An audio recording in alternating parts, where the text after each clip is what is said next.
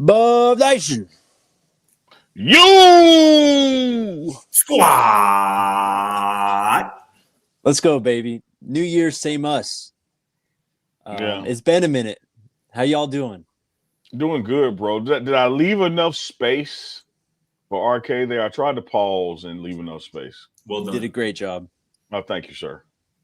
Well done. Good to see y'all, boys. I ain't seen you since I seen you, man. I hope y'all feeling all right. I hope 2025 treating y'all lovely already. Same to Yeah, I y'all, man. hadn't seen the squad since last year in San Antonio, man. Y'all look great. Crazy. Just trying just for you, Unc. Yeah, New Year, same us, though. Some stuff has happened in the, 4 days since we last had a show? Actually, quite a bit. So we got a lot to get to today. Let's dig into it, though, man. A few days ago, shortly after the Buff season ended, it was reported Coach Phil Loadholt, Coach Vincent Dancy, they're out of here. Both going to Mississippi State to join Jeff Lebby, the head coach there for the Bulldogs. I think there was some freak out. I was actually kind of surprised with how Buff Nation was, measured, I think, with this one. And, you look at the move, it is concerning. I mean, you're losing the offensive line coach again. I think this is like the 7th straight year that the Buffs have had to get a new offensive line coach. That's, of course, going over multiple coaches. But look, man, I mean, Coach Loadholt coached with Lebby at Oklahoma when Lebby was the OC there. There's that connection. And Coach Dancy went to Jackson State, played there, coached Mississippi Valley State, and now just going back home, really. So I'm not going to just freak out too much about this. Plus, we still have Deion Coach Prime Sanders as the head coach. And you know that network is ever reaching. I think they'll be fine. But, yeah, where do you guys want to start with this? I mean, I could just start with just the fact that's the price of winning. That's the price of success. We knew that, when you get to 9 wins, with a chance to get to 10 wins, especially after what had transpired last year, that there were going to be some guys leaving, for different spots, for, elevations, and whatnot in terms of, whether what they're paid or just what their role is. And that was just inevitable with the success that the Buffs had this season. Coach Loadholt really did a hell of a job, and obviously he earned a different opportunity in the SEC. That's dope for both him and Coach Dancy. This is going to be one of the bigger stories of the offseason in terms of who Coach Prime decides to go with as his next, offensive line coach, because a big reason why, a Chauncey Gooden, why a Carday Smith committed to Colorado. And I talked to both of those guys, and both of those guys mentioned the fact that Coach Loadholt had been there and done that before, that he has, been where they want to be. And that was a big selling point to recruits, particularly at that position. And I'm sure we can kind of get into, what that next kind of guy at that position might look like. But I would assume it would be a guy with NFL experience, whether it be somebody who played in the NFL or somebody who coached in the NFL or even somebody who has NFL connections, because that's obviously what kind of Coach Prime's MO is when he's trying to building out, this coaching staff. So that'll be fascinating to see. And, it's like you said, Jake, he's earned the benefit of the doubt, because around this time last year, I didn't even know Coach Loadholt was coaching. I knew him as a former NFL tackle. I didn't know Robert Livingston, really. I didn't know his name around this time last year. And Coach Prime obviously did. He identified both of those guys, and both of those guys were, particularly Livingston, home run hires. So Coach Prime deserves our benefit of the doubt, and I'm sure he'll get this right. Yeah, absolutely. Matter of fact, abso-damn-lutely. I think the panic, is that you had two high-profile, high-quality coaches not only leave at the same time, but go to the same institution. And I think that kind of, makes people sit on the edge of the seat.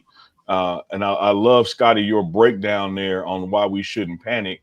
And I also love, Jake, what you said, because you have to look at this case by case.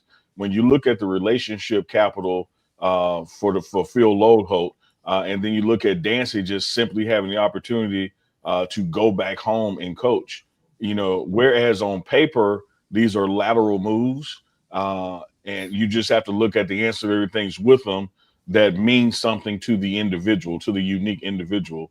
And Coach Phil Loadholt's relationship with that head coach and Dancy's relationship with being back home in Mississippi, the moves just make sense. I will say this to Buff Nation out there, having just wrapped up my 5th season with Coach Prime. One of the things he's always said in the coaching industry is you either elevated or you terminated, meaning you either move on by your choice or you stay around long enough to get fired. I think in one of the Batman movies, they called it you either die the hero, live long enough to become the villain. And so these two guys have moved on while they're fired. Their iron is still hot. But back to the point I was going to make about being with Coach Prime 5 seasons, I've always seen coaches leave. I've even seen him ask coaches to leave, and that part hadn't happened yet. There's going to be changes to come, just like they've always been changes. But here's the upside to Buff Nation. Never in my history with him has it not gotten better. And if you don't believe it, let's just take a pause and look at Colorado. We don't have to go back to Jackson State days. Everybody wanted to panic when Nick Williams went to Syracuse because he is a quality coach and had a great rapport and impact with the student athletes he was coaching. Facts. Did it not get better with Vincent Dancy? It did. And that's no slight to Nick Williams. Yeah. Just like when the next person that comes is better than Vincent Dancy, that's no slight to Vincent Dancy. What is it a credit to? It's a credit to the tip of the spear, the head coach. It's a credit to the organization and the way it's managed. These are attractive jobs, and you better believe the people who come in and become the O-line coach or become the edge rushers coach are going to be people who can get guys to the next level, and starting with them winning games at Colorado, and that starts with being able to connect and teach dominance. I'm not panicking at all. I wish Phil Loadholt the best, great dude. I wish Dancy the best, my homeboy, great dude. But you better believe, y'all, the people who are coming in next, you have nothing to worry about. Well said, Uncle. And I mean, to your point, I mean, that's exactly where I went when this happened. It's Coach Prime's quote: "You either get elevated or terminated." This is just the business, man. This is what happens in all levels of football. It's kind of the calendar is pretty disjointed right now just because the portal opens, kind of during bowl season and all this stuff. We got National Signing Day going on. But this is what happens every offseason. Coaches are going to move on. They're going to leave, whether it's just, go reunite with a guy who they've coached with before in Coach Loadholt's case, or go back home in Coach Dancy's case. This is just the stuff that happens. I'm interested to see who Coach Prime hires, though, because obviously, since he's gotten here over the 2 seasons, this brand has been elevated. The talent level on the roster has been elevated. I think it's kind of a destination job. I think people are going to want to come play or coach a lot of these players that the Buffs have. I mean, look at just the edge room and the offensive line. They're still recruiting guys. We're going to get into it in the next segment. We still got portal visits coming in on the offensive line. They don't have an offensive line coach right now. So there's a lot in play. There's a lot of moving pieces right now, but trust in Coach Prime. I mean, he's definitely earned the benefit of the doubt and your trust to this point for sure. Hey, and Jake, and to that point, and Scotty as well, you guys know, as the journalists that you are and been covering this program in depth, rewind 12 months ago, we had a big recruit weekend. And not only did you not have a D-line coach this time last year, you didn't have a defensive coordinator this time last year. And look who we signed. Let's not forget, and this is no slight to position coaches. This is no slight to coordinators. The lightning rod, the magnetic pull, the gravitational pull is Deion Sanders. As long as he is head coach, you can recruit without a position coach, because just like the young man who said, hey, I want to come in Colorado because I know Phil Loadholt can get me there. It was Coach Prime that got Phil Loadholt in the building. He would get another Phil Loadholt. The draw, the gravitational pull is Deion Sanders. We're going to still have a successful recruiting class. One thing I pointed out to you guys and people who listen when I'm just out there running my mouth, when that portal opens and closes for some people, until they practice or start class, they can always change their mind. So the ripple effect of a coach change is something that can happen anyway into your own campus practicing or in class. We also know that every time one of these football games end, I know we're going to get into the bowl games and CFP in the next segment, but every time one of these games end, the portal reopens for 5 days for those folks. It ain't over. Like, there's still people going to be coming to Colorado and looking to Colorado regardless of coaching changes, because the tip of the spear, Deion Sanders, is still there. Yeah, and I would just advise people to be patient. Like, this isn't something that I would expect to come together in the next week or even maybe this month. I mean, especially with there being the opportunity of some guy coming in from the NFL. Like, there's still a whole NFL playoffs to be played, and that might be a reason why this kind of gets delayed, maybe even into close to the spring. And that wouldn't be an issue, particularly that spot, because we know who's really calling the shots, and that's Coach Prime. And I love that term you use, Coach, that magnetic energy, because that's so true. Like, as long as that guy is still in the top seat, there will be guys, players, and coaches alike attracted to Boulder, Colorado, for sure. Scott, I want to run around the room and knock these damn lights down. I mean, you nailed it when you talked about patience, because again, I want to stress to folks, not only this time last year, it was this time well into February that you still didn't have a DC or D line coach. Mm-hmm. And here's the beauty of the situation. You get to wait till the NFL season is over to see who's going to be retained and who wants to move into college football. You get to the whole scouting process, going into the combines, all that stuff is behind you, and you get to make these clear decisions. And guess what you haven't missed? You haven't missed a day of football, because the O-line and the edge rushers are going to be with the strength and conditioning staff, not their position coaches. You as long as you got your position coaches in-house by March, you haven't missed anything. Chief.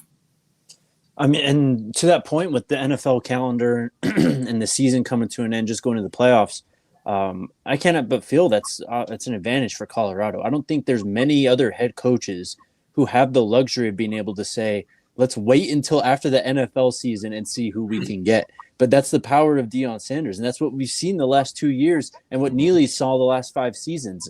I mean, as I said off the top of this segment, I mean, the guys' connections are they're everlasting. You'll never – we can throw some names out here, and there's a couple names I will throw out, but you can almost like predict this stuff, man, because Coach Prime is so well connected. I mean, who would have guessed that it would have been a connection from – Mike Zimmer to all the Bengals connections to the Cowboys connections with Coach Prime that brought in Robert Livingston. You know what I mean?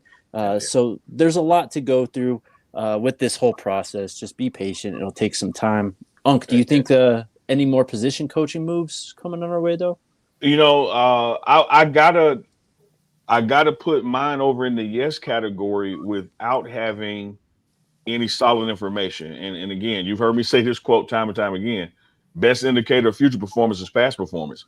I've seen Coach Prime make changes when he went undefeated in conference and won back-to-back championships. I have to believe 9-3, knowing that we got to get 10 or 11 as we watch college football unfold, I have to believe there's still some changes to come. These 2 changes were something that the individual coaches did. We've yet to see what the head coach is going to do organizationally. I'm sure there's going to be some GAs to move up. I'm sure there's going to be some people in the building who have been found to be better suited for this position than that position. I'm telling y'all, man, I think we should expect some more changes. Yeah. Jake, I want to hear some of these names you got. I ain't gonna lie. Yeah. So, well, first off, this is a guy we talked about a lot last year, and he's from Colorado. He coached the Broncos offensive line for a while, Mike Munchak. He's been just hanging out in Colorado. I don't know what his situation is. I think he moved back here for family reasons and kind of retired from coaching because of that. But I mean, one of the best, he's an NFL Hall of Famer, one of the best offensive line coaches of all time, really. And then this one's from Dukes. He tweeted this out before New Year's. Brian Braswell, ex-Maryland offensive line coach. He was the reason the Terps finished second for 5-star offensive tackle Jordan Seaton last year. Born and raised in Atlanta, NFL experience. Great technical coach. Again, just a name. I mean, there's so many names that we could get into with this position coach stuff. But hey, Jake, Scotty, and to the fans out there listening around the world, don't forget about Big George is in the building. Yep, that's true. That's true. Like, don't overlook who you have there already, helping with the offensive line, helping navigate leadership and development. George Heckman is right there already. So not only does that give you somebody you could dial up, it also buys you time because you're not losing anything. Yeah. Just before, you go into the next name or two, Jake, that the guy from Maryland who Dukes mentioned, I mean, that's something interesting to me because I feel like similar to how, you're deciding on an offensive coordinator to hire a new OC, right? You're going to consult your quarterback. I feel like this is a situation with whoever is being brought in or considered. You kind of ask Jordan Seaton, like, hey, what do you think of this guy? What do you think of this guy's resume? Do you know anything about him? If so, tell me something. I feel like he will kind of be at least somewhat involved in this search, as he should be, because, again, this is a 5-star talent. This is a future pro who did everything asked of him as a true freshman. And I feel like he's going to be involved in this search, and he should be. And, he might be a reason why, somebody he has connections with ends up being, the guy to take over for Coach Lolo. Scotty, just when I think you have reached your boundaries, you are like the horizon, my friend. You just keep going and going. Like there's no end in sight because you just damn nailed it. And let me flip that on the other side, because not only will a Jordan Seaton type of player be informed and have a say, he is the reason, and the others who have signed on are the reason that you're going to attract a good coach. Because let me tell you this, brothers, whether it is the two of you who have interviewed him, whether it is me that's been with him since Jackson State, no matter who you are on the defensive staff or the offensive staff, everybody in this organization gets to say, I coached the Heisman Trophy winner. Yep. Do you know what everybody wants to say in their position room? That I got such and so to the NFL. Yep. And now anybody who comes in to be our O-line coach in Colorado, you got 2 or 3 guys already there that are going to the league and will go to the league while you're their coach. Yeah. What does that do for your personal resume? Like, this is an attractive job. There's no need to panic. Coach Prime is going to have a problem who to tell no to versus who say yes to. Facts. All right, let's move on to the next segment. Take our first break here. Shout out to the homies over at Elevations Credit Union with what RK would call the sexiest credit card in world history. This gives me chills, man, when I visualize it. So hot. Also, shout out to RK. He checked in the comments. I think we'll get him back on the show tomorrow. He's just getting back to Colorado. Anyways, though, shout out to Elevations Credit Union with their Go Buffs Visa Signature Rewards Card, the only official credit card of CU Athletics, with tons of benefits and good things. If you sign up for this card, you can get cash back on CU tickets, CU merch, restaurants, food, all kinds of stuff. Plus, every single swipe, Elevations Credit Union donates directly to CU student athletes through NIL. So go check them out. Visit them at buffscreditcard.com to apply and see full card benefits and details for the Go Buffs Visa Signature Rewards Card, the only official credit card of CU Athletics, only at Elevations Credit Union. And then shout out to Breck Brew. Happy New Year to y'all. Happy New Year to everyone watching and listening. Hope everyone got to enjoy some Breck Brews over this great holiday that we call New Year's. Am I wrong? Like, this has to be one of the most underrated holidays, right? You get playoff football, NFL's coming down to the wire. It's just family, hanging out, just like maybe even go parties if you're, that type of, person trying to celebrate. But I think this is one of the best holidays that we have. It's probably the only holiday in my 12 months that I could wear the same pants 3 days in a row. so that's just tremendous upside right there. Some of the other holidays, when you come in, like you got something to do, you got to be seen. When it gets to New Year's, once it's after midnight, you get that 2 or 3 days into the new year that nobody gives a damn. You don't even know what day of the week it is yet. You know the date. Like I know this is the second, but you don't know if it's Friday or Saturday. Elite, hey, yep. Anytime you can wear the same pants 3 days in a row, sign me up for that holiday. Hey, that's a good point though, Jake, because like of the major holidays, like New Year's Eve got to be, in terms of like sporting events being on, like that's got to be like probably top 3 holidays, because like obviously Thanksgiving's probably, football, and maybe Christmas. But yeah, I mean, in terms of just sports action, sports that we love, football in particular, like this is a golden holiday, no doubt. 100%. Just make sure you got some Breck Brew around.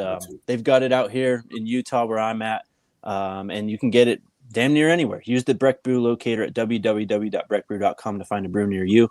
Check out their new West Coast style IPA called the Ridge Runner. It's a double dry hop brew inspired by the untamed beauty of Colorado's trails. It creates notes of citrus and pine. They got great beers, man. Check them out. Come hang out to the DMVR bar with us and crush some Breck Brews. All right, let's get to the portal here. As I mentioned, No offensive line coach, but we got 2 massive offensive line visits coming in the next couple days.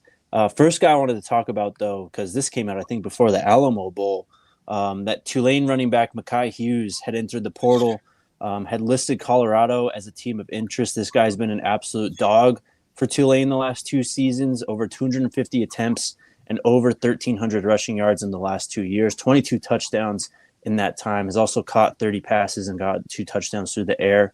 One thing I did learn, though, today, just putting the show together, was his younger brother is Naeem Offord, who went to Oregon. He flipped to Oregon. So Oregon has entered the conversation for Mekhi Hughes, but Colorado has been listed as a potential destination.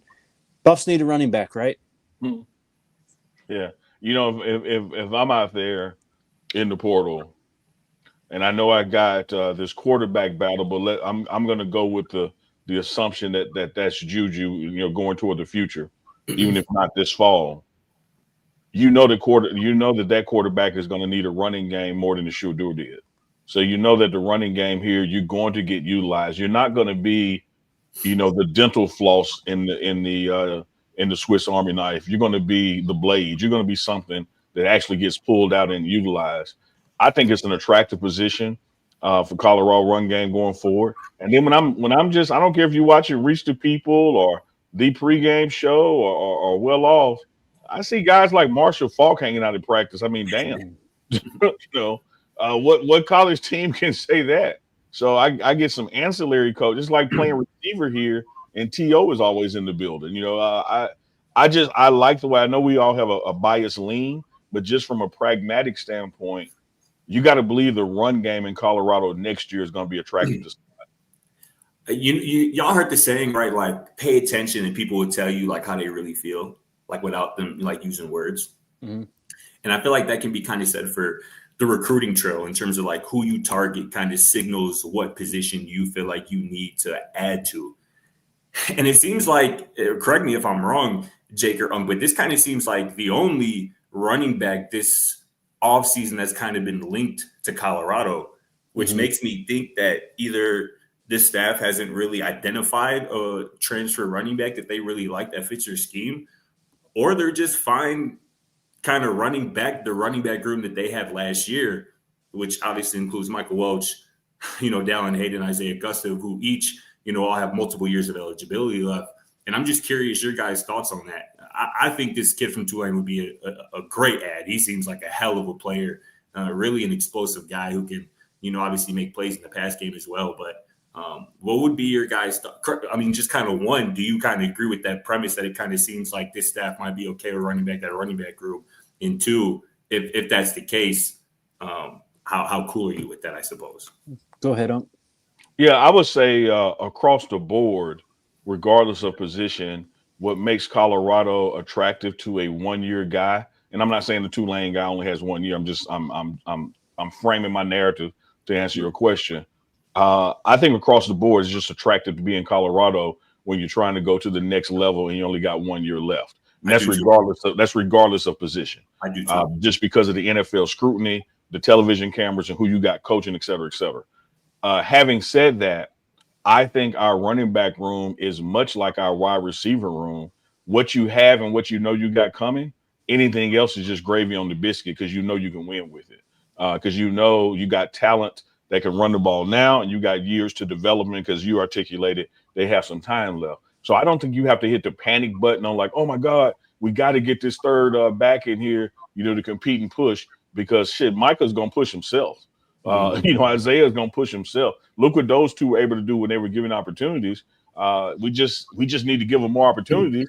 And I think with a new quarterback, even if that's not your particular scheme, you're going to have to give them more opportunities. Yeah. So I'm with you. I think you can go with what you got. Yeah, and that's a good point too. That's the pin comment here on the screen from Dave. And that's obviously certainly an option as well, that they're waiting for somebody who's still playing.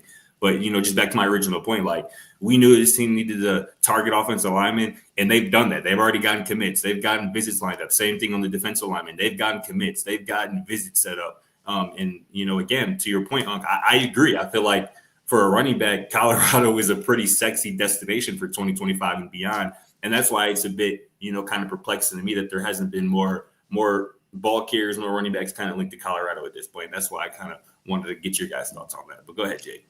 No, that's a good point, Scotty. I mean, you can easily tell when you look at, the type of players, the positions that teams are bringing in, where they want to improve.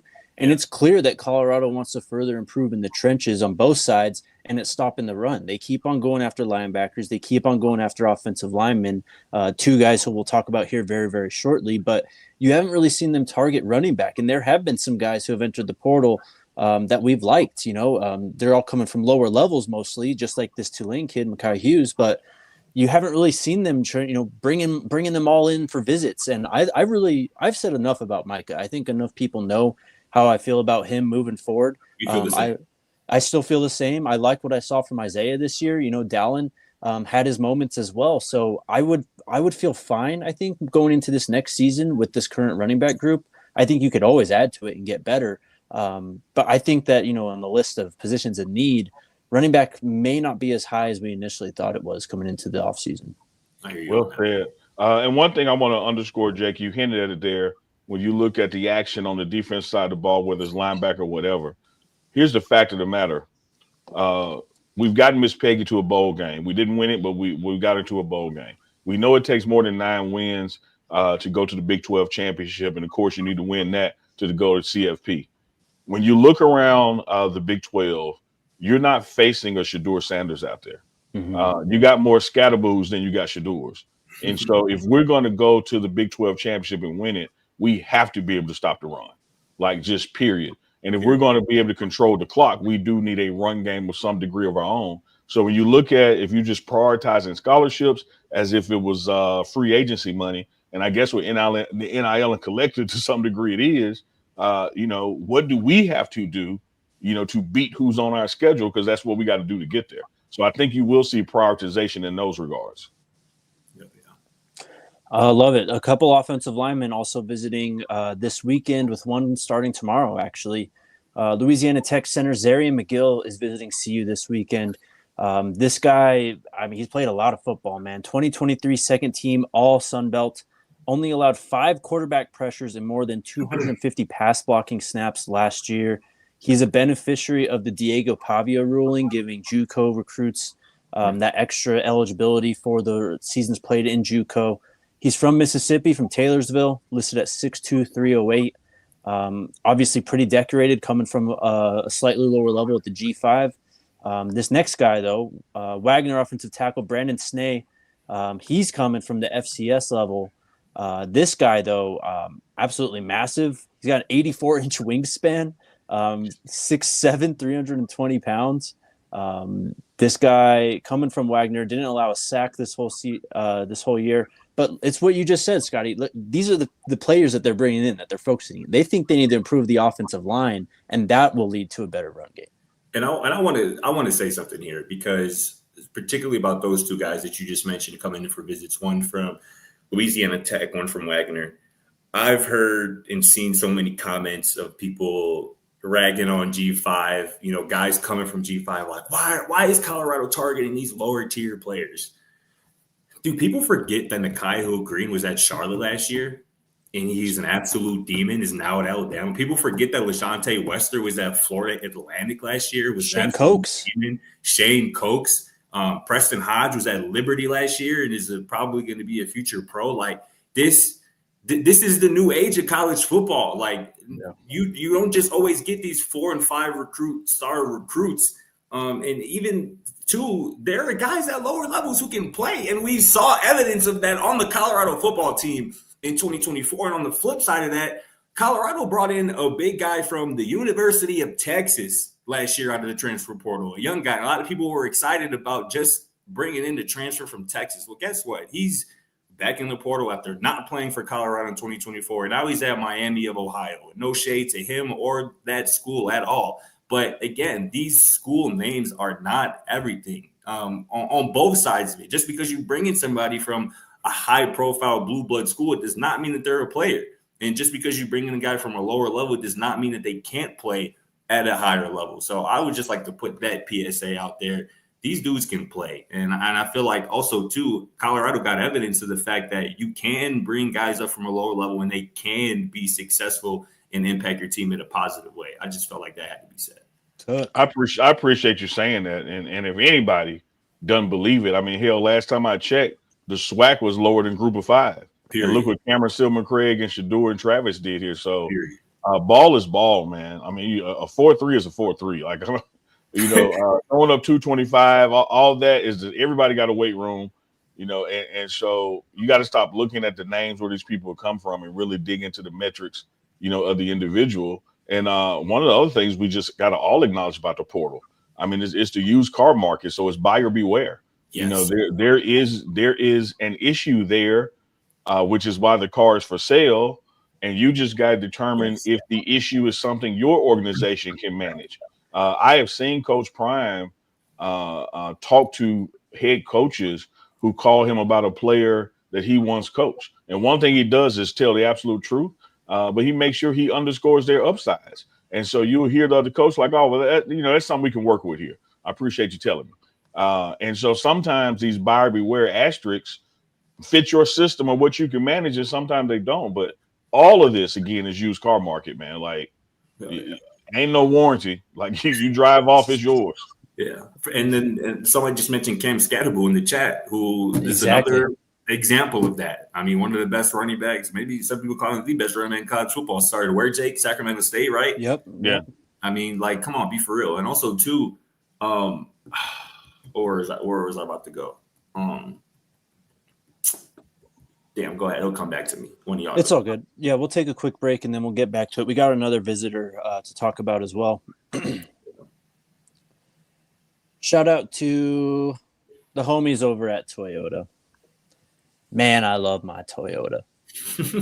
Is what I would say if I owned a Toyota. I don't know, bro. It don't hit the same when you say it, bro. I ain't gonna lie. It don't. I mean, look, I've been in RK's Toyota. I've had the pleasure of going on many rides safely, securely, and efficiently with that Toyota. But it's a certain love that you can only have when you actually own one, which RK does so eloquently and so well each time. We miss him just for the Toyota reads, actually for much more than the Toyota reads. But no, we do miss him. No,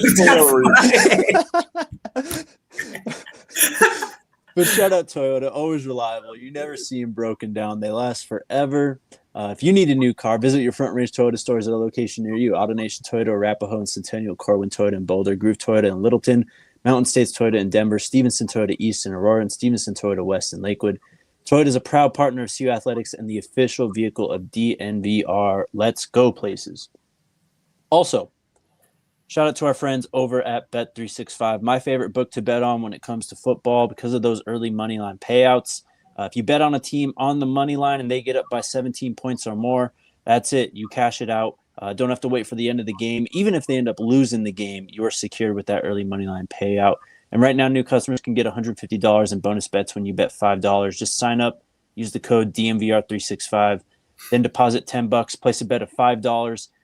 As soon as that bet is cleared, whether it hits or misses, you'll get $150 in bonus bets directly into your account. And it's $150. I mean, you can do $151 bets. You can do one massive $150 bet or split it up however you see fit. Whatever the moment, it's never ordinary at Bet365. You must be 21 or older and physically located in Colorado. Please gamble responsibly. If you or someone you know has a gambling problem, wants help, call or text 1-800-GAMBLER. Yeah. I just remember where I was going real quickly just when Unc brought up, kind of buyer beware out of the portal.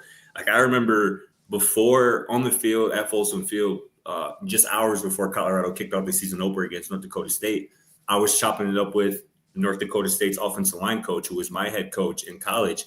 And I just asked him, I'm like, what do you think about this Colorado team? Just kind of feeling them out about the matchup or whatnot. And he just told me something about, obviously the offensive line was kind of remade through the transfer portal. And obviously, adding Jordan Seaton from the recruiting ranks as well. But he was like, you typically don't find good offensive linemen in the transfer portal because they left their place for a reason. And that's kind of the point here. Like, just because a guy is coming from a Texas or, a blue blood program, typically they're leaving for a reason. And if they were really a good player, that program probably would have made sure that they stayed where they were at. So that's why I don't look at somebody from a Wagner or Louisiana Tech. I almost prefer that archetype because that means that they were maybe overlooked through their initial recruiting. and they balled at their spot, and they're probably in some cases ready for a step up in competition. And again, that's what we saw in a handful of guys out of the portal last year that contributed in 2024. And again, that's just something that I wanted to point particularly about the trenches up front. Like, it's really not about where you came from previously, because if you were really that guy there previously, you'd probably still be there. So I just wanted to add that in as well. Well said, Scotty. All right, we do have one more visitor come in this weekend. That is former UTSA linebacker Martavius French. And this guy has produced, man. Let's see. Yeah. He led the nation in stops this last year with 17 tackles for a loss. He's played in 37 career games, the last 20 of them as a starter, 80 total tackles. As I said, 17 stops for a loss. He is listed at 6'2", 225 pounds, taking a trip to Colorado. He's also taken trips to UCF, Miami, North Carolina, and West Virginia. So another linebacker target has emerged for the Buffs.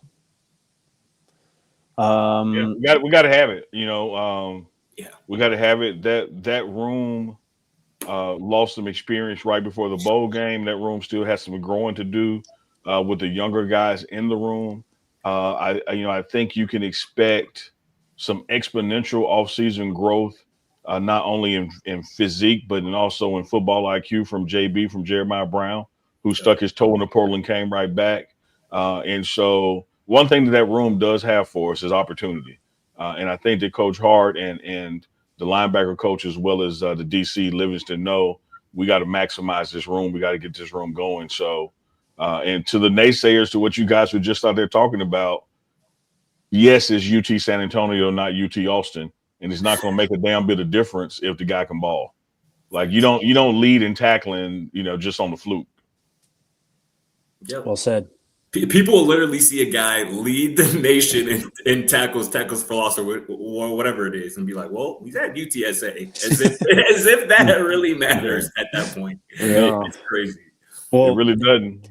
And I think we saw on full display in the Alamo Bowl, losing the Kai Hill Green. He was such a great player for Colorado this last year, but the room behind him was not very deep at all. And that impact is why, BYU was able to run all over Colorado, just like Nebraska was in week 2 when Nakai wasn't on the field. So they got to rebuild that room as well, build it not from the ground up, but you really got to add some talent to that room after you saw that weakness get exposed in the Alamo Bowl.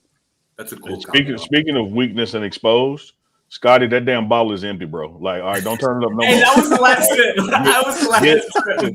Get you another ball to stop it. Like, you're making me thirsty. There's nothing left. It was kind of habit that last one. I was like, yeah, I emptied that one out. Let's go, man. You was not supposed to beat that, but that's all right. Let it go. That is a great comment from Elizabeth. We appreciate you. Yeah. I want to get to CFP stuff. A few more news and notes, though. Hey, Jimmy one more. Go ahead. Hold on, one more. Were you done with visit stuff? That's all I had with those 3. You have another? There's one more. Yeah. Texas State defensive lineman Tavian Coleman is visiting Colorado this weekend, or January 5th through the 6th, according to Steve Wilfong of On 3. Again, Texas State transfer, got 79 tackles, 19 tackles for loss, 7 sacks over the last 3 seasons.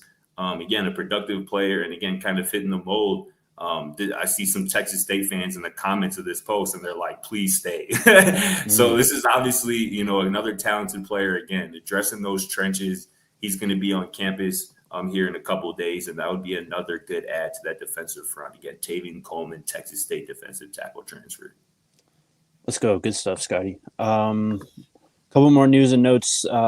This is kind of a formality, but Jimmy Horn did post on his Instagram that he was invited to the NFL Scouting Combine, where I think he'll be one of the fastest players at the Combine, at least one of the fastest receivers. He's going to make himself some money there, and at CU's Pro Day, it's going to be a big, big spring for Jimmy Horn Jr. Absolutely. Absolutely. And couldn't happen for a better guy. Dealt with that injury that made him sit out some crucial games where he could have been seen by more eyes. Of course, everybody saw the bowl game. Didn't go the way that we wanted it to from a team victory. But also, the first play of the game was to Jimmy. There was going to be an attempt to get him his looks for this reason. So to see him get that Combine invite and know what he's going to do there and at Pro Day, he is going to be on the NFL roster. And then Hank Zielinskis entered the portal basically right after the Alamo Bowl. Already found a spot. I think it was Rutgers, right? Yeah, that's where his brother's at, right? Oh, yep, you are correct. So wish him well moving forward. Okay, to the CFP. I've got notes on four games, all the quarterfinals. But how about ASU repping the Big 12, man, taking it to Texas, digging themselves out of a hole too. I think they were down. It was a weird score, like 20-5, 17-5, something like that. Yeah. And they come all the way back, force overtime. Cam Scatterboo, an absolute monster. Sam Levitt, extremely impressive as well. And you guys can go anywhere with the CFP. I mean, it's just ASU really impressed the hell out of me. Hey, shout out to Cam Scatterboo, man. And I just walk away after every Arizona State game just impressed with their head coach, man. Kenny Dillingham is going to be around for a long time in the Big 12, in college football at large. And yeah, man, they got it right, man. It's just football is very simple to me at its core. It's like, do you have a good head coach that everybody believes in? Do you have a good quarterback that everybody believes in? If you check both of those boxes, you're probably going to be all right, assuming you can take care of some of the ancillary things. And that's, at least this season, is what Arizona State had. And also, too, you talk about the quarterback spot. This type of season is going to be the type of season that can help them land one of those legitimate quarterbacks in the near future. And that's going to be scary. And it makes you think, too, just how well they played yesterday, particularly, as you mentioned, Jake, kind of digging themselves out of the early hole. Like, what if Jordan Tyson was out there on that field yesterday for the Sun Devils, man? I think that, that he certainly would have made a difference. I don't know if the Sun Devils would have came out on top with him on the field, but it just makes you thinking, yeah, man, that was a really good showing for the Big 12, really good showing for that program. And I'm excited to see how they kind of build off of this in 2025 and beyond. Yeah, I agree with that, man. Excellent showing and representation in the Big 12 and, what this conference has to offer talent just across the league and that can compete with these quote unquote blue bloods. I want to take a different look at it, Scotty and Jake, from the totality of the season, going into the bowl games and also the CFP. And I think the issue is that this is our first time doing this, and we are so much creatures of habit that we can't let go of the past and how it used to work and embrace how it's working now. And what I mean by that is we got to be patient with these college teams, even your own that you're cheering for, and not throw the baby out with the bathwater early on. Keep in mind, when you talk about lower level and group of five, look where Notre Dame is today and who they lost to in the first couple weeks of the season. Mm-hmm. 5 years ago, they would have been out of it because of that loss. 100%. You look at Ohio State and what they did against Michigan Wolverines, and everybody's ready to throw them away. And look what they're doing now. Mm-hmm. You just got to get hot at the right moment. It's much like the NFL, whereas the whole season matters. It's really those last 4 or 5 games that you got to get hot and roll into, and then you can make your conference championship or make the top 12. And if you're still hot, you knock somebody off that was a lower seed than you. So I think now more than anything with this process in college football, that week 1 or 2 or maybe even week 5 loss just doesn't mean what it meant 5 years ago. It's true. I mean, even Colorado this year, like that, people thought the world was over after Nebraska. The Kansas State loss really hurt, but if they would have continued to take care of their business, including the Kansas game, they would have probably been right in the CFP. And again, that's a hell of a point, because again, that just wasn't the case, 10 years ago, where again, it's not one loss, two losses even that can really break a season. And I think that's just really cool for college football. Mm-hmm. Yeah, Ohio State looks like a buzzsaw, and they put it on Dan Lanning and the Oregon Ducks. I know a lot of people out there on Twitter and just in the college football world took a lot of enjoyment in that fact that Oregon got blown out in the CFP. I know Buff Nation certainly had fun with it yesterday. I love my guy Coach Prime, his tweet, to Arizona, and how he embraces the coaches that he embraces. And I also just love the silence on the Oregon loss. I really think, and this is just me knowing my guy. I'm not quoting him. Neely ain't said that he said. This is me talking. I think the lack of a tweet on Oregon loss is louder than the tweet on I love it, man. Oh, but I would give to just hear what he had to think about that, though. I would love that too, man. Like you gotta believe he loved it. That's hilarious. Hey, but that boy Jeremiah Smith, dog.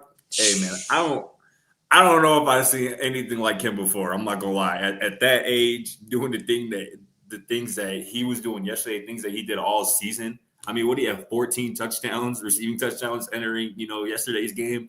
And then, I mean, he got them going immediately on that first drive with that big play, catch and run. Yep. And then he was just on it all game. I mean, that is a future Pro Bowler, future All Pro. Mm-hmm. I mean, I'm almost running out of words. That dude is special. I mean, 70 receptions, 1,224 yards, and 14 touchdowns. 15. He had a rushing touchdown as a true freshman. Is otherworldly. Just playing high school football last year. It's crazy. Really is insane. All right, let's take our final break. We'll get to questions. I know there's some more CFP stuff too, so we'll get to that. Shout out to the homies over at Live Well. Living well out there, Scotty? Absolutely, bro. Always live well, 4L. Hell yeah. Unc, you living well? I know no other way. Let's go. When you can be in the same pants and haven't brushed your teeth and feel great, like you are living well. But shout out to Live Well Cannabis Stores, who strives to make cannabis accessible to all. They got 25 convenient Colorado locations. They really are everywhere out there in Colorado. Great staff, super knowledgeable, super supportive. They'll help you find exactly what you want and need, whether it's flower, edibles, concentrates, and much more. They also offer a price match guarantee, ensuring you get the best value by matching local competitors' prices on eligible products. Put in an in-store pickup makes it super quick and easy. You can see the whole menu online. Then all you got to do, put the order in, show up, show your ID, and you're out the door. You can place your order online and use the code DMVR25 when you pick up to receive that discount. That's 25% off one regular priced item. Some restrictions apply, but shout out to the homies over at LiveWell. And then shout out to Circle K. Your boy needs a Circle K run. Dude, love them. Miss them. Need them. I mean, we got another playoff game today. I mean, shout out to everyone in New Orleans. I mean, super scary situation. But with the game getting delayed, I'm out of snacks. I gotta go back and get my snack run for the Sugar Bowl tonight. And I will be hitting up my local Circle K, who kept us fueled on the Great American Stampede. How much do you guys miss the bus? Dog, let me tell you about the Circle K and the bus and missing it.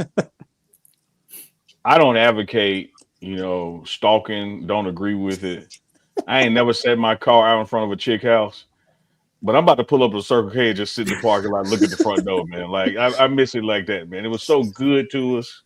The bus was so good to us. Like, I just need those moments back in my life, man. Let's go. Hit up your local Circle K, though, and join the inner circle. Tons of deals on gas, drinks, rollers, food, all kinds of stuff. Yeah. Ain't nothing bad ever came off a roller, man. I'm sorry. Like, I don't care if we roll in the Live Well or roll in the looper. Like, give me something off a roller from yesterday's roller. I don't want today's roller. Oh boy. But join the inner circle. All you need is your email and phone number to be fully enrolled. After that, you'll get deals sent straight to you. Your first 5 fill-ups when you join the inner circle are 25 cents off per gallon. Every 5th item, every 6th item free on tons of stuff. So download the app, sign up for the Inner Circle for exclusive offers, new offers, purchase clubs, and sweepstakes are uploaded weekly. Yeah. All right, let's get to questions. Let's do it. And man, while you get to the questions, man, underscore something you said. Being here in Jackson, when you grow up in Mississippi, particularly in the center of the state, you were just down the street from Memphis, just down the street from New Orleans. So there's a connectivity on I-55. So shout out to New Orleans and what they're going through. It really just puts what a football game is and ain't in comparison and in the right place and importance. And there's nothing more important than everybody going home safely. So postponing that game, roughly 24 hours was absolutely the right thing to do. I know the governor of Louisiana and a lot of other leaders are going to be at the game. It will be safe. It will be secure, but absolutely the right thing to do in postponing. Shout out to the families and what they have endured, the people who were injured, particularly those who lost their life. Just something senseless and uncalled for. And it really just puts life in perspective as we're enjoying a holiday. Some people are absolutely suffering the worst thing imaginable. Well said, Unc. Thoughts and prayers to everyone out there in New Orleans. Definitely. Tragic situation. All right, Alyssa. Slim asks, but at one point do we become a powerhouse P4 program like Ohio State and retain the best coaches and actually build culture in those locker rooms? Eventually it gets to a point, dude. Didn't Ohio State just add Chip Kelly as their OC mid-season? Yeah, I was about to say that. Like, I get what Slim is trying to say and appreciate the question, comment, Slim. But not only do other coaches like Ohio State have to add people, mid-season, you have to really put in the prime effect in the spotlight. As Coach Prime said, people are going to see your beauty marks and your warts, and he's going to continue to have coaches that are going to be attractive. And so this is going to be an ongoing theme with any organization he's involved in, because just like Scotty articulated, he didn't know who the hell Rob Livingston was this time last year, but we're hiring him again right now. That's going to be the same thing with these next hires. And so that's the way of life with Coach Prime, man. People going to want who with you. I want to counter Slim. I think that losing coaches is the sign of a good program. Absolutely. Look at how many times Alabama lost their offensive coordinator. Look at how many times their defensive coordinator got hired to go. I mean, that's where Dan Lanning came from, or he was Georgia.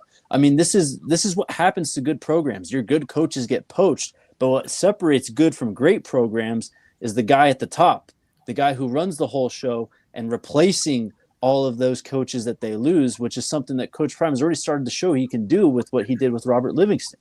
And again, look where these coaches are going after they leave Colorado. Like Vincent Dancy and Coach Loadholt are now in the SEC. Like Charles Kelly left to go to the SEC, and now he's a head coach. Sean Lewis left Colorado, now he's a head coach. Like, again, you got to look where guys are heading, not just that they're leaving, but they're using Colorado as a stepping stone for a promotion, not a demotion. DeAndre says, does the portal close today for Colorado players to enter? The portal closed for Colorado day of the Alamo Bowl, I believe. Yeah, exactly. So that's why you saw like Hank kind of trickle into the portal a few days after. It does take a few days for that paperwork to get cleared sometimes and officially have the name show up in the portal. But I think if you haven't seen a player into the portal at this point, you're pretty much set until the spring when it comes to Colorado's portal entries. So, and if that's the case, I mean, pretty well done in terms of player retention. 100%. Absolutely. I mean, obviously, some guys leaving like Nakai hurt, but relatively speaking, not any major losses to the portal. I will tell you this though, Scotty. If you look at it from a game standpoint, losing Hill Green to the portal for that bowl game hurt. But there was no better time for him to leave if you're trying to get ready for next year. Because trying to replace him in May, June, or July is much different from trying to replace him, in November, December. So absolutely. T-Money asks, Unc, when does winter weight and strength training start? Should be a team meeting on January 12th, if my memory serves me right. And as school starts back, you'll see the players trickling into the weight room for strength and conditioning, which really gets underway in February, and spring ball starts in March. I'm not looking at a calendar, but I'd imagine practice 15, because you get 15 practice in the spring. So practice 15 is actually the spring game. That should probably fall around April 19th or so, whatever that weekend is. So we'll have a break with spring break again, like we did last year, with the spring game being after spring break. Alejandro asks, any updates with Trevor Woods? Other than the fact that he entered the portal a couple weeks ago, that's all I know. I don't think he's found a home yet. Panther, how many we have with the combine invite? It's an interesting question. I mean, with an invite, I'm sure Travis and Shador are going to get invited. Whether they go or not, who knows?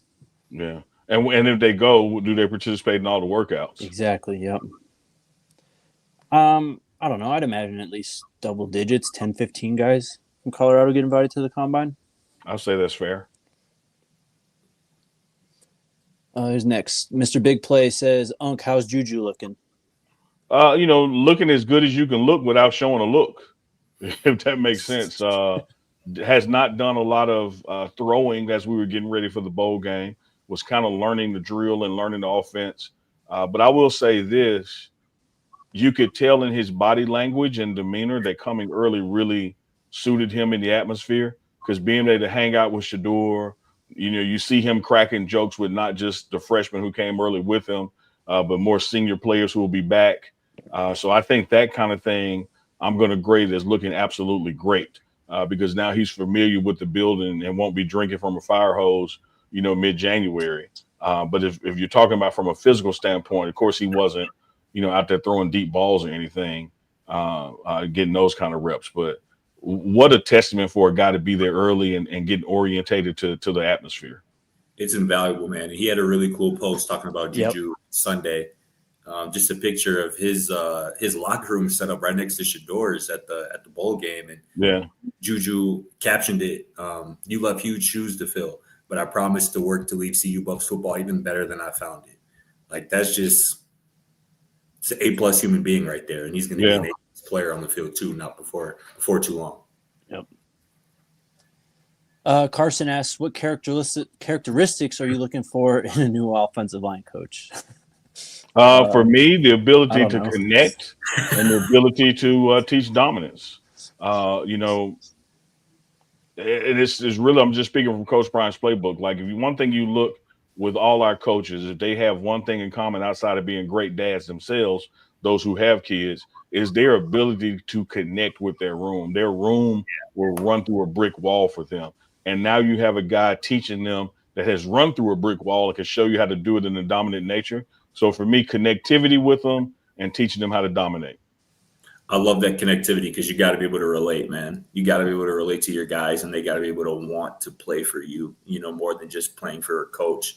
I would also just add that NFL experience that I talked about earlier, again, whether it's as a player, as a coach, or whether you just have NFL connections, and also just a high level of ability to explain the why behind the game, the why behind, your responsibility on the given protection, a run play, et cetera, just to explain, kind of go deeper. And I'm sure a guy with NFL background would have that. So that might go hand in hand, but those are a couple of things that I'm looking for sure. I'll add the ability to recruit well too. I mean, we've seen the talent and type of player that Colorado's recruited, especially in the trenches the last 2 seasons, on this upward trajectory. That's got to continue. I think that's how this program reaches the next step, is continuing to recruit and get better in the trenches, and stacking these guys like Jordan Seaton, Chauncey Good, and these type of recruits on top of each other, so that you not only have a deep room, but you have a supremely talented room as well. I'll say this, man. Before we get to the next super chat, I'm seeing a lot scroll by about a campaign to pressure Coach Prime to hiring somebody in the name they're throwing is McChesney. I don't know if y'all have not been listening to Coach Prime the past 2 years, but you're not going to pressure him to do a damn thing. Like, I don't care what kind of email campaign you got, what kind of hashtag you come up with. If you think that this is a head coach that can be pressured into something, and that's no slight toward any individual candidate.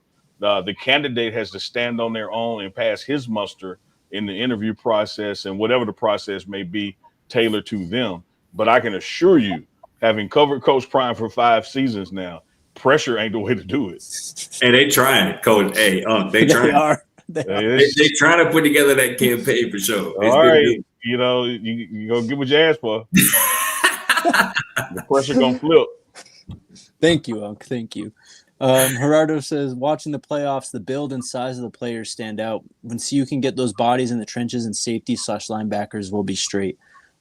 Definitely. I think that's why it's so hard to enter, that top tier, that not blue blood, but like the 5 or 4 teams who really are able to win a national title any given year. It's because they have this system where they just have guys, 2-3 deep that are, honestly, physical specimens. They're just dogs on the football field, and they look like it. Yeah, well said. Joseph Jack says, Big Matt. Thank you, Joseph. Big Pitt says, don't need running backs, need offensive line who can open a hole. That's basically, I think, the point we were getting at when we were talking about that. So well said, Big Pitt. Day Trippin says, we need more. Day tripping, man. Thank you for the super chat. East Coast Kev says, hey, Dan Lanning, what happened to being rooted in substance? Where was the substance last night when Oregon was getting...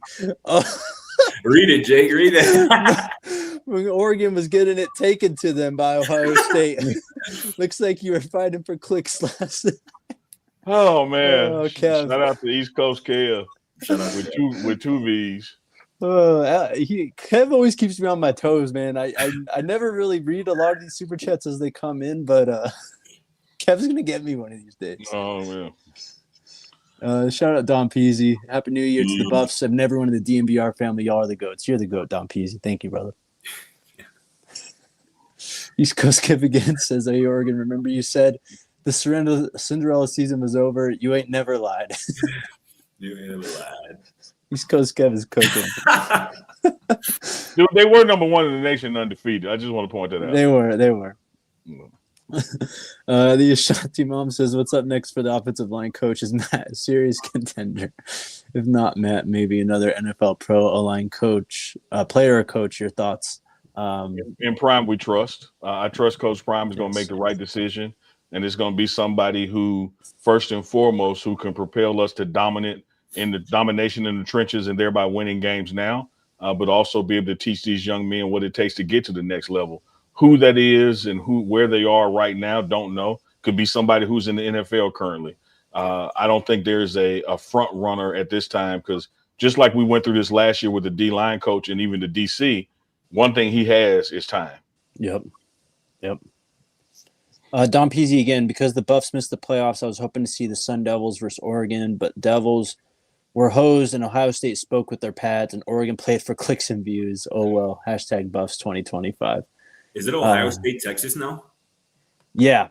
So it's Ohio State, Texas in the Cotton Bowl. The winner of today's game will play Penn State in the Orange Bowl. But these games are on January 9th and 10th next weekend. That Ohio State, Texas game would be cracking. Mm-hmm. East Coast Kev again says, salute to DNVR and Michael Neely. Man, let East Coast Kev cook, man. I'm sad Colorado's season is over. I'm happy Oregon's season is way over. In the words of Prophet Kendrick, it's not enough. Thank you, Kev. You're the legend, bro. Shout out to East Coast Kev, man. Not you says I'll take this one. I'll take this. Please.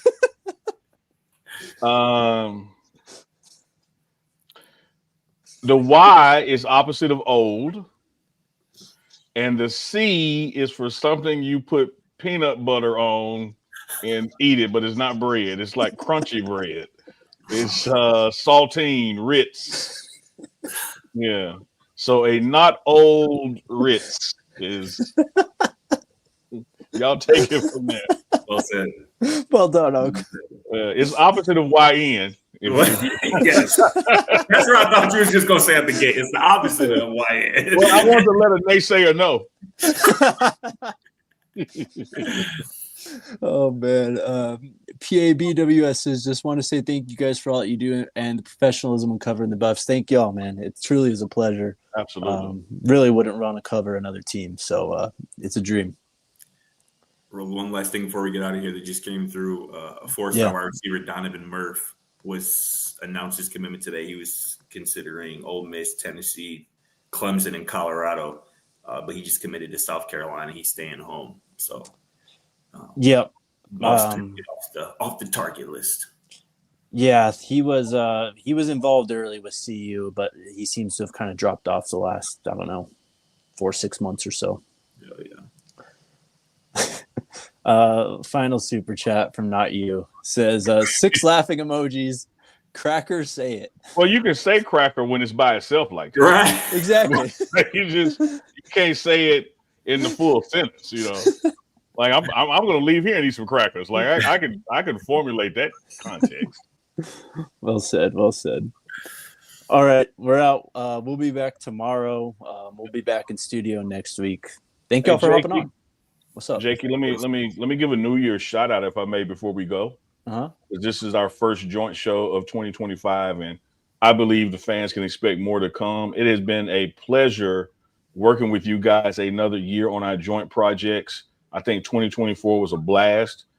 Somewhere in late 2024, which happened to be mid-football season, Scotty Deep Pockets joined us, and it's just been phenomenal having him on as well. Looking forward to a full calendar year with Scotty Deep Pockets because the guy knows ball. And so I think the fans can expect more and more for this to come, and there truly is no off season with the partnership. So you ain't got to wait around the spring ball of August for us to kick some ass together again. Hell yeah, man. Well said. And I just want to say quickly too, man, I appreciate both of you guys on the screen, RK included, everybody at DNVR for, welcoming me in with open arms and just, being part of the squad, man. Y'all mean a lot to me. It's been real fun. It's been dope. Just this last, year plus that I've been in Colorado, but particularly these last, 2 months or so that I've been working with y'all. It's a blessing, no doubt. Yeah. Likewise, man. Scotty, you'll get this as a Chicago guy. The greatest addition to a team since Ron Harper joined the Bulls, that's Scotty Too Hotty. I love all Bulls reference because, again, I was named after a Bulls legend, Scottie Pippen. So I get that for sure. Love that. Talk to your pops what happened when Ron Harper left the West Coast and came to the Bulls. Yeah, it was up from there.